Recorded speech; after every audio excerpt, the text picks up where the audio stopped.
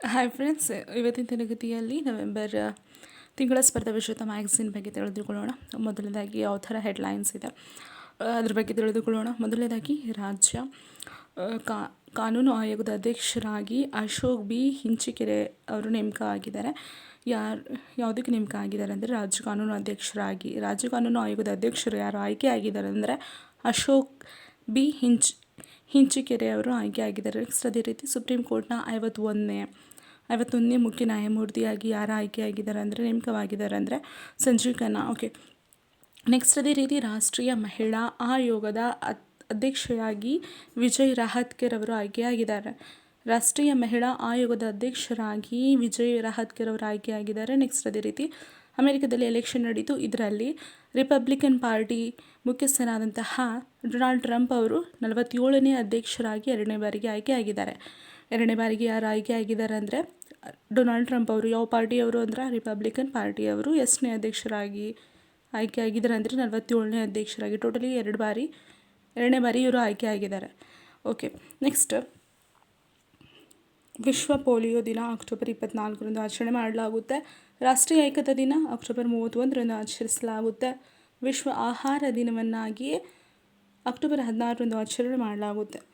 Next ಕೆಲವೊಂದು all of ಫೇಮ್ಗೆ ಆಯ್ಕೆಯಾದಂತಹ ಭಾರತದ ಮಾಜಿ ಸ್ಪಿನ್ನರ್ ಯಾರು ಅಂದರೆ ನೀತು ಡೇವಿಡ್ ಅವರು ಆಲ್ ಆಫ್ ಫೇಮ್ಗೆ ಭಾರತದ ಮಾಜಿ ಸ್ಪಿನ್ನರ್ ಅವರು ಆಯ್ಕೆಯಾಗಿದ್ದಾರೆ. ನೆಕ್ಸ್ಟ್ ಅತ್ಯುತ್ತಮ ಕೇಂದ್ರ ಬ್ಯಾಂಕರ್ ಪ್ರಶಸ್ತಿಗೆ RBI ಗವರ್ನರ್ ಆದಂತಹ ಶಕ್ತಿಕಾಂತ್ ದಾಸ್ ಅವರು ನೇಮಕರಾಗಿದ್ದಾರೆ. ನೆಕ್ಸ್ಟ್ ಕಾಳಿದಾಸ ಸಮ್ಮಾನ್ ಪ್ರಶಸ್ತಿ ಯಾರಿಗೆ ಲಭಿಸಿದೆ? ಗಾಂಜೀಫಾ ಕಲೆಯ ರಘುಪತಿ ಭಟ್ ಅವರಿಗೆ ಕಾಳಿದಾಸ ಸಮ್ಮಾನ್ ಪ್ರಶಸ್ತಿಯನ್ನು ನೀಡಲಾಗಿದೆ. ನೆಕ್ಸ್ಟ್ ರಿಪಬ್ಲಿಕನ್ ಆಫ್ ಫಿಜಿ ಗೌರವ ಯಾರಿಗೆ ಲಭಿಸಿದೆ ಅಂದರೆ ಇದು ಶ್ರೀ ರವಿಶಂಕರ್ ಗುರೂಜಿ ಅವರಿಗೆ ಲಭಿಸಿದೆ.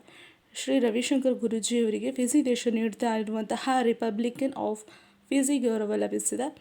ನೆಕ್ಸ್ಟ್ ಪ್ರಶಸ್ತಿಗಳಿಗೆ ಬರೋದಾದರೆ ವಿಶ್ವ ಬಾಹ್ಯಾಕಾಶ ಪ್ರಶಸ್ತಿಯನ್ನು 2024 ನೀಡಲಾಯಿತು.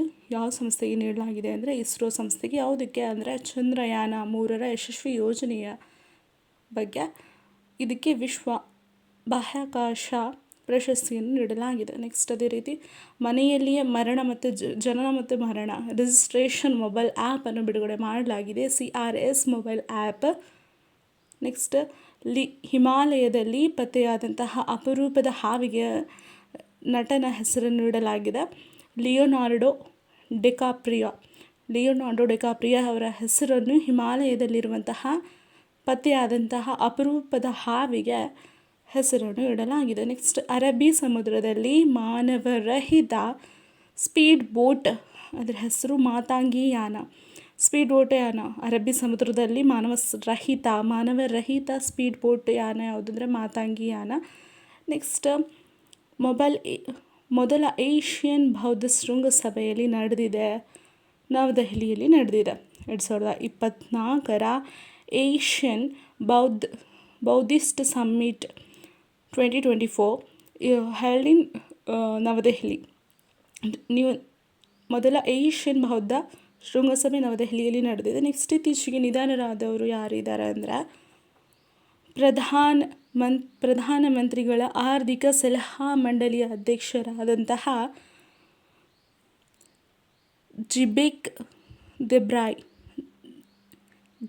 ದೆಬ್ರಾಯ್ ಅವರು ಇತ್ತೀಚೆಗೆ ನಿಧನರಾಗಿದ್ದಾರೆ. ಇವರು ಪ್ರಧಾನಮಂತ್ರಿಗಳ ಆರ್ಥಿಕ ಸಲಹಾ ಮಂಡಳಿಯ ಅಧ್ಯಕ್ಷರಾಗಿದ್ದರು. ನೆಕ್ಸ್ಟ್ ಪದ್ಮಭೂಷಣ್ ಪುರಸ್ಕೃತರಾದಂತಹ ಖ್ಯಾತ ಜಾನಪದ ಗಾಯಕಿಯಾದಂತಹ ಶಾರದಾ ಸಿನ್ಹಾ ಅವರು ಇತ್ತೀಚೆಗೆ ನಿಧನರಾಗಿದ್ದಾರೆ.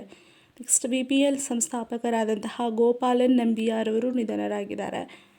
ಆಮೇಲೆ ನಬಾರ್ಡ್ನ 2ನೇ ಅಖಿಲ ಭಾರತ ಗ್ರಾಮೀಣ ಆರ್ಥಿಕ ಒಳಗೊಳ್ಳುವಿಕೆ ಸಮೀಕ್ಷೆ ವರದಿಯನ್ನು ಪ್ರಕಟ ಮಾಡಿದೆ. ಇದು 2021-22ರ ವರದಿಯಾಗಿದೆ. ನೆಕ್ಸ್ಟ್ ಕರ್ನಾಟಕ ಸರ್ಕಾರದ ಒಂದು ಹೊಸ ಯೋಜನೆಯನ್ನು ಚಾಲನೆ ನೀಡಿದೆ. ಅದರ ಹೆಸರೇ ಗೃಹ ಆರೋಗ್ಯ ಯೋಜನೆ. ಇದು ಕರ್ನಾಟಕ ಸರ್ಕಾರ ಚಾಲನೆ ಮಾಡಿರುವಂತಹ ಯೋಜನೆಯಾಗಿದೆ. ನೆಕ್ಸ್ಟ್ SBIಗೆ ಅತ್ಯುತ್ತಮ ಬ್ಯಾಂಕ್ ಪ್ರಶಸ್ತಿ ನೀಡಲಾಗಿದೆ. ಯಾವ ಬ್ಯಾಂಕಿಗೆ ಅತ್ಯುತ್ತಮ ಬ್ಯಾಂಕ್ ಪ್ರಶಸ್ತಿ ಲಭಿಸಿದೆ ಅಂದರೆ SBI ಬ್ಯಾಂಕ್ಗೆ. ನೆಕ್ಸ್ಟ್ ದೇಶದ ಮೊದಲ ಸರಕು ವಿಮಾನ 295 C-295 ಭಾರತದಲ್ಲಿ ನಿರ್ಮಾಣವಾಗುತ್ತಿದೆ. ಎಲ್ಲಿ ಅಂದರೆ ಗುಜರಾತ್ನ ವಡೋದರದಲ್ಲಿ ಇದು ನಿರ್ಮಾಣವಾಗುತ್ತಿದೆ. ಇದು ದೇಶದ ಮೊದಲ ಸರಕು ವಿಮಾನವಾಗಿದೆ. ಯಾವುದು ಅಂದರೆ C-295. ನೆಕ್ಸ್ಟ್ 23ನೇ ಭಾರತದ ಕಾನೂನು ಆಯೋಗದ ಸ್ಥಾಪನೆಗೆ ರಾಷ್ಟ್ರಪತಿಗಳಿಂದ ಒಪ್ಪಿಗೆ ನೀಡಲಾಗಿದೆ. ನೆಕ್ಸ್ಟ್ ಬಂಗಾಳ ಕೊಲ್ಲಿಯಲ್ಲಿ ದಾನಾ ಚಂಡಮಾರುತ ಅಪ್ಪಳಿಸಿದೆ.